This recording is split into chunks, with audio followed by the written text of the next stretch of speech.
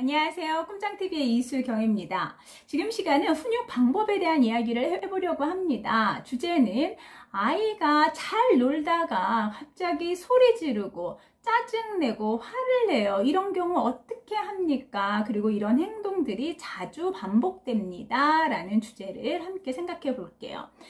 그런 경우 많아요. 아이들이 잘 놀고 있다가 갑자기 울음을 빵 터뜨린다라든지 뭐 장난감을 던진다라든지 이런 돌발적인 문제 행동을 만들어냅니다. 그러니까 엄마는 당황스럽죠? 왜 잘 놀다가 저래? 라고 할 수 있는데 갑자기가 아니다라는 거예요. 그러니까 우리 아이들은 끊임없이 엄마의 관심을 받기를 바랍니다. 그런데 이제 아이가 혼자 잘 놀고 있으면 엄마들 마음이 어때요? 요 중요한 짬 시간이잖아요. 아이 평온하면서 아이가 다른 데 집중을 하고 있을 때 요 짬 시간을 활용을 해서 뭔가 집안일을 한다라든지 좀 이렇게 나만의 뭔가를 좀 하시려고 하시는 경우가 당연히 있습니다. 그런데 이제 아이가 엄마를 중간중간 부를 수 있어요. 그런데 아이가 엄마를 부르는 게 뭔가 다급하지 않고 뭐 그렇다면 엄마들은 그냥 건성으로 대답을 하죠.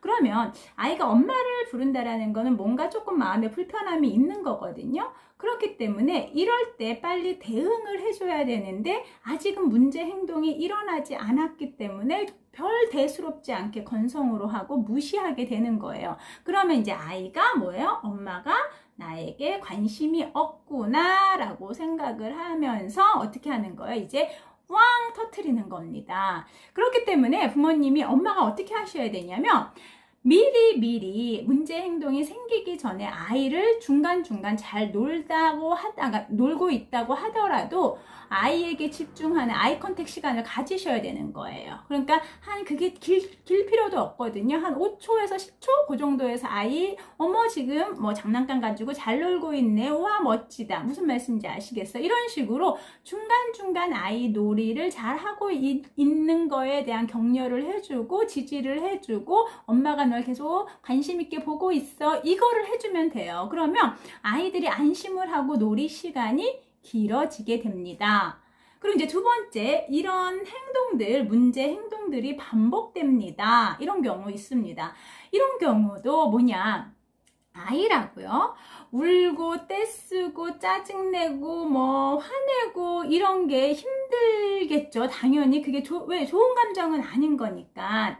그리고 어차피 내가 이렇게 화내고 짜증내면 엄마한테 혼나는 것도 있어요. 잔소리도 듣고 혼나는 걸 알면서도 굳이 이걸 하는 거는 그 다음에 2차적인 이득이 있기 때문에 그게 더 좋은 거기 때문에 그러니까 내가 이렇게 울고 떼쓰고 짜증내면 엄마가 화를 내더라도 내가 좋아하는 장난감을 주고 내가 좋아하는 음식을 주고 또 하나는 엄마가 화는 내지만 나에게 관심을 보여주기 때문에 아이들이 순간 엄마가 나에게 짜증내는 정도는 관수할 수 있다. 왜? 그 다음에 더 큰 이득이 있기 때문입니다. 무슨 말씀인지 아시겠죠?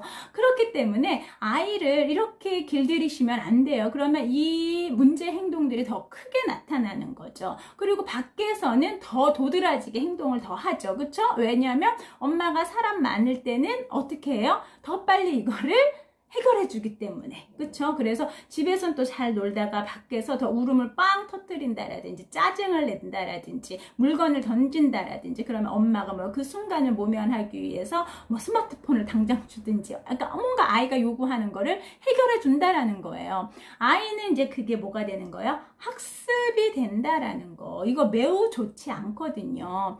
그렇기 때문에 부모님이 기본적으로 아이에게 뭐예요? 너에게 그러니까 엄마는 관심이 계속 있어 라는 거를 계속적으로 확인을 시켜주면서 실질적으로 아이가 그러한 문제 행동을 일으켰을 때 그 문제 행동에 대응해주는 에너지는 어마어마하게 더 크거든요. 그러니까 기본적으로 뭐냐면 그 전에 미리 방지를 해놓는다라면 관심을 갖고 아이가 문제 해결해주는 거 막 블럭을 막 하고 있는데 좀 짜증을 내는 얼굴이 조금 나온다라든지 뭔가 순조롭게 안 되는 모습이 포착이 살짝 되면은 그때 미리 아이한테 칭찬해주고 격려해주는 거예요. 와 되게 열심히 잘하는 우리 또리 모습 모습이 되게 멋진데, 와, 이거 작품이 다 완성되면 완전 멋지겠다 하면서 아이가 그 순간 좀 힘들어도 내가 극복해야지 이런 마음이 되게끔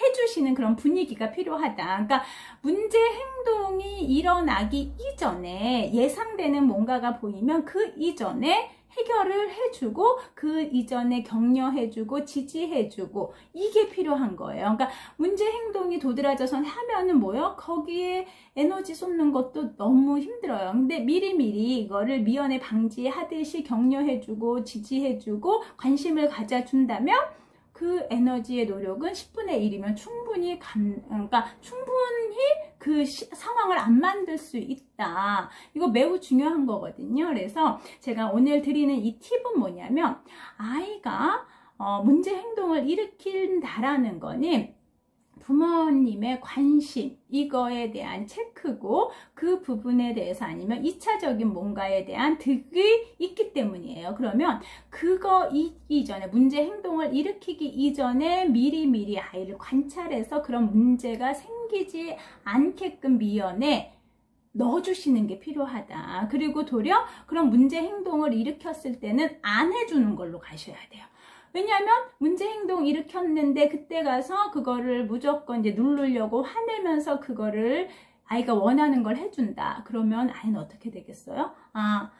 나도 울기 힘들지만 내가 이렇게 해야만 엄마가 해주는구나. 이게 학습이 된다. 그래서 그 이전에 문제 행동이 예상되는 그 타이밍에 미리 해주시거나 아니면 그거를 없이도 아이가 진행하는 데서 놀이라든지 기타 뭔가 아이가 하고자 하는 그게 순조롭게 될 수 있게끔 뭔가 지지대를 해주고 격려를 해주시는 게 매우 중요하다라는 거예요. 오늘 말씀드린 이거 매우 중요한 부분이거든요. 그러니까 아이를 훈육시킨다라는 거는 이미 문제 행동에 가는 거는 이제 그거는 뭐예요? 교정 훈련이 들어가야 되는 거거든요. 그러니까 그 이전에 내 아이를 잘 관찰하셔서 중간중간 관심 넣어주고 격려해주고 지지해주고 아이에게 그러한 반응을 보였을 때 아이는 문제 행동까지 가지 않는다라는 걸 꼭 기억하세요. 그러니까 5초, 10초면 해결될 게 뭐예요? 더 큰 에너지, 더 많은 시간으로 엄마도 힘들고 아이도 힘든 시간이 반복될 수 있다. 그래서 결론은 아이가 문제 행동을 일으키기 이전에 해결을 하셔라. 그리고 문제 행동을 일으킬 때는 아이가 원하는 거를 해주는 거는 절대 하지 마셔야 된다라는 거예요. 아주 오늘 중요한 시간이었으니까 잘 기억하셔서 일상에서 잘 활용하셨으면 좋겠습니다. 네, 그럼 오늘 시간은 여기서 마무리할게요. 감사합니다.